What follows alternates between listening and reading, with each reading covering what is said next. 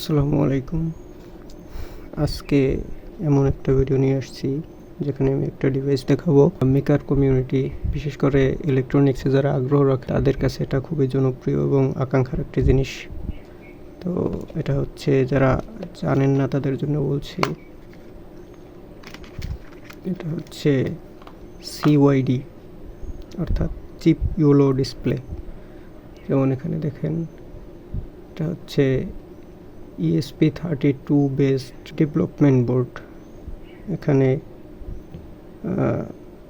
স্পিকারের ব্যবস্থা আছে, এখানে SD কার্ড লাগানোর সিস্টেম আছে, তারপরে একটা RGB LED আছে, কয়েকটা JST কানেক্টর আছে, মিনি JST ব্রেকআউট কানেক্টর আছে।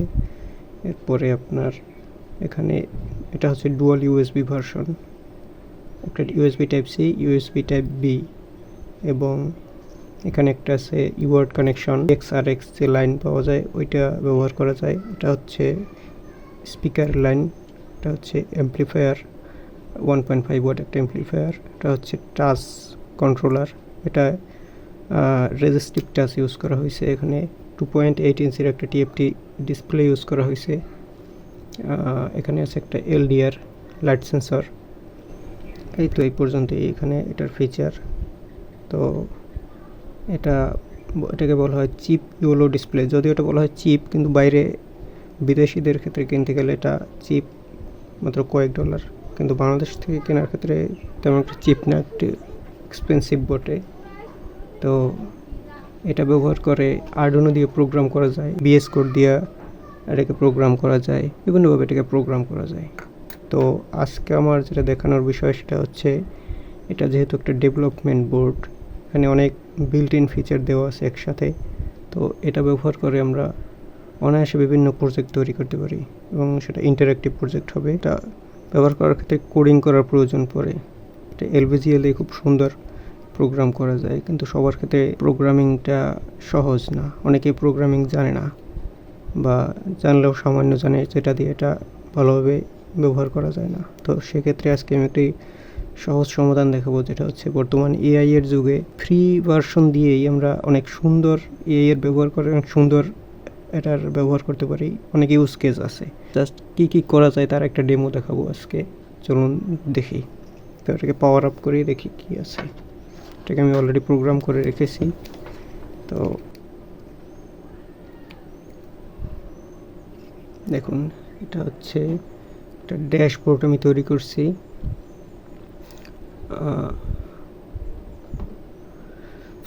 এটার নাম হচ্ছে CYD ড্যাশবোর্ড। তার মধ্যে হচ্ছে এখানে আমরা এর সাথে একটা টাচ পেন আছে, এটা দিয়ে ব্যবহার করা যায়। যেহেতু এটা রেজিস্টিভ টাচ, নখ দিয়েও ব্যবহার করা যাবে, প্লাস যে কোনো শক্ত কিছু দিয়ে ব্যবহার করা যাবে। এটা এক পেনটা আসে এটার সাথে, জাস্ট একটা প্লাস্টিকের টুকরা। চলুন দেখি। এখানে আমরা কি করছি, এখানে এই যে LDR আছে, LDR থেকে আমরা ভ্যালু রিড করছি স্মার্টফোনের মতো, এবং এর মাধ্যমে ব্রাইটনেস আপ ডাউন করার চেষ্টা করছি। ব্রাইটনেস কন্ট্রোল হবে অটোমেটিক, এর মাধ্যমে অ্যাম্বিয়েন্ট লাইট ট্র্যাক করবে, এর মাধ্যমে ব্রাইটনেস আপ অ্যান্ড ডাউন হবে। দেখি কীভাবে হয়। এটা আছে এখানে যে অটো BL আর ম্যানুয়াল। যেমন ম্যানুয়াল, এবার দেখেন এখানে ম্যানুয়াল আছে, ম্যানুয়াল দিয়ে এটা হচ্ছে ব্রাইটনেস স্লাইডার, ব্রাইটনেস 78% আছে। এটা চাইলে আমরা কমাতে বাড়াতে পারি মোবাইলের মতো, এই যে একদম কম, তেমন একটা দেখা যায় না। এবার আমরা বাড়াতে পারি ফুল। এটা একটা বাড়তি ফিচার হচ্ছে, এটা মনে রাখে। আমরা লাস্ট যে সেটিংটা করছি, যে কাজটা করছি, ওটা মনে রাখতে পারি। যেমন এটা দেখেন 76% ব্রাইটনেস আছে। এটা যদি আমরা বন্ধ করি, এই যে বন্ধ করলাম, পরে আবার পাওয়ার দিলাম, দেখেন 76%ই আছে, ঠিক কমেও নয় বাড়েও নয়। তার মানে এটা মনে রাখতে পারে। ইপ্রমের মধ্যে এটা সেভ থেকে last state. Auto control, auto brightness, যে অটো ব্রাইটনেস ফিচার ক্লিক করলাম, দেখেন এই যে আমরা এই সেন্সরটা যদি ঢেকে রাখি লাইট থেকে, দেখেন ব্রাইটনেস কমে যাচ্ছে। ছেড়ে দিচ্ছি, লাইট পড়ছে সেন্সরে, ব্রাইটনেস বাড়ছে। তারপরে হচ্ছে এখানে এই যে সাউন্ড শুনতে পাবেন। এখানে আমি একটা স্পিকার কানেক্ট করে রেখেছি, ঝালাই করে রাখছি আমি আগে থেকেই। এই যে এটা হচ্ছে একটা স্মার্ট ওয়াচের স্পিকার, এটা হচ্ছে গিয়া আমি ভলিউম আপ ডাউন করতে পারবো, ভলিউম মাইনাস ভলিউম প্লাস, এই যে কমে গেছে, ঠিক আছে। তারপরে আছে কি বাড়লাম, আবার প্রয়োজনে মিউট করে রাখতে পারবো, কোনো সাউন্ড হবে না, এই সাউন্ড নেই। আবার মিউট ছাড়ালে সাউন্ড আছে। এখানে একটা এসডি কার্ডের ব্যবস্থা আছে, যে এসডি কার্ড লাগানো যায়। এসডি কার্ড দেখেন এখানে স্ট্যাটাস কি দেখাচ্ছে, এই যে এসডি কার্ড লেখা আছে ওকে, কিন্তু এটা রিফ্রেশ করতে হবে। এখানে ওয়ার্ড দেওয়া আছে, কিন্তু আমি ক্লিক করি, দেখেন এসডি কার্ড নাই দেখাচ্ছে না, এখনো এসডি কার্ড শো করতেছে না। আবার নাই, এসডি কার্ড নাই, কারণ এসডি কার্ড লাগানো নাই। যদি এবার এসডি কার্ড লাগাই, দেখেন লাগালাম, এখানে এখনো দেখাচ্ছে না। এটা যদি ক্লিক করি আমরা, ওকে এসডি কার্ড আসছে পড়ছে। এলডিআর ভ্যালু দেখা যাচ্ছে এখানে, দেখেন যদি এলডিআর ভ্যালু আপডাউন করতেছে,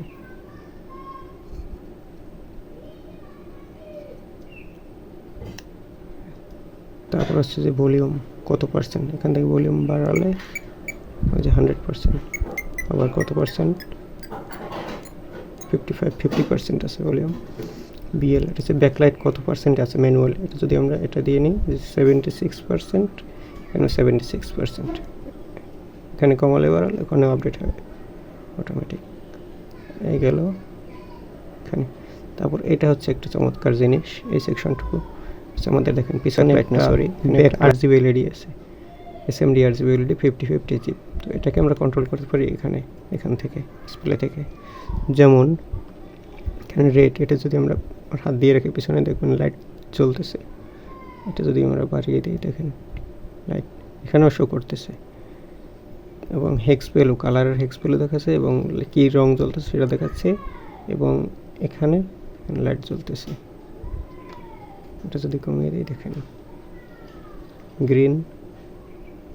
গ্রিন হয়ে গেছে, কালার প্লাস গ্রিন, কমিয়ে দিলাম, ব্লু এখানে ব্লু। তারপরে এখান থেকে কম্বিনেশন করতে হবে, কালার কম্বিনেশন, এটা যদি বাড়িয়ে দিই দেখেন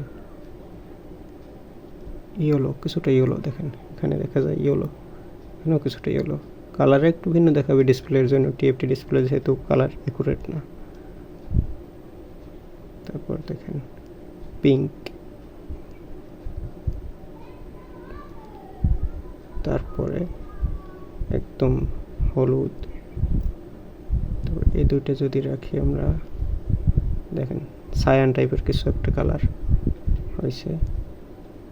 এটাও মনে রাখতে পারি আমরা যদি এরকম একটা পজিশনে রাখি, বা এটা রাখি, দেখেন এটা যদি রাখি কালার দেখছেন এটা আছে না, আমরা আবার বন্ধ করে এবার চালু করি, দেখেন কালার কিন্তু ধরে আছে।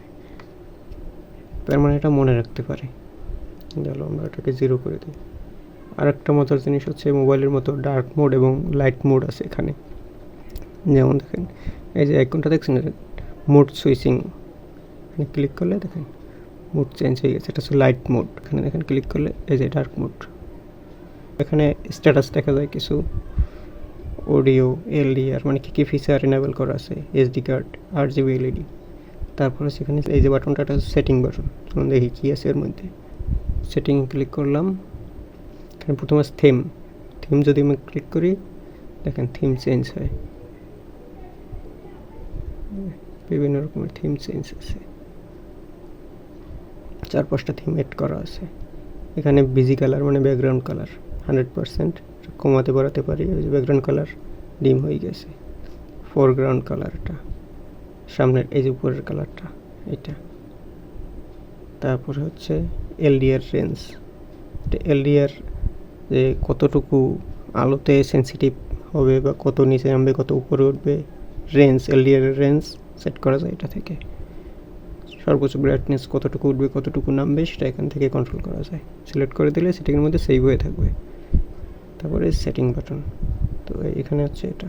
যদি ব্যাক করি বাটন কাজ করতেছে, দেখেন অটো, ম্যানুয়াল,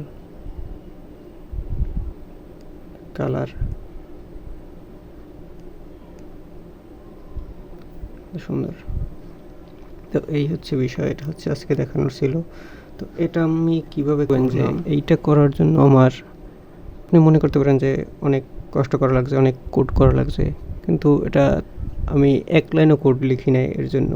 সম্পূর্ণ এআই ভাইব কোডিং নামে একটা জিনিস বর্তমানে প্রচলিত আছে, অর্থাৎ আপনার ন্যাচারাল ল্যাঙ্গুয়েজে আপনি এআইকে বলবেন, জাস্ট প্রিসাইজ প্রম্পট দিতে হবে কী চান, এবং সেটা যদি তাকে বুঝিয়ে বলতে পারেন, ইভেন সিএলআই মোড অর্থাৎ কমান্ড লাইন মোডে যদি আপনি প্রজেক্ট ফোল্ডারে নিয়ে ওকে রান করেন, তাহলে সব কোড এডিট, কম্পাইল, আপলোড সব ও নিজে থেকে করে দেবে আপনার হয়ে, আপনার কিছু করা লাগবে না, জাস্ট আপনাকে প্রম্পট দিয়ে বুঝিয়ে বলতে হবে। তো সেটাই করা হয়েছে এখানে। আমি সিঙ্গেল লাইনও লিখি না, এর পেছনে 850 লাইনের মতো কোড আছে, কিন্তু আমি এক লাইনও কোড লিখি না এর জন্য। তো এটা করার জন্য শুধু এআই এর হেল্প নিছি। যদি আপনারা দেখতে চান কীভাবে করা হয়, আপনারা জানাবেন, প্রয়োজনের উপর একটা ভিডিও নিয়ে আসবো। তো এই পর্যন্তই ছিল আজকের ভিডিও। আসসালামু আলাইকুম।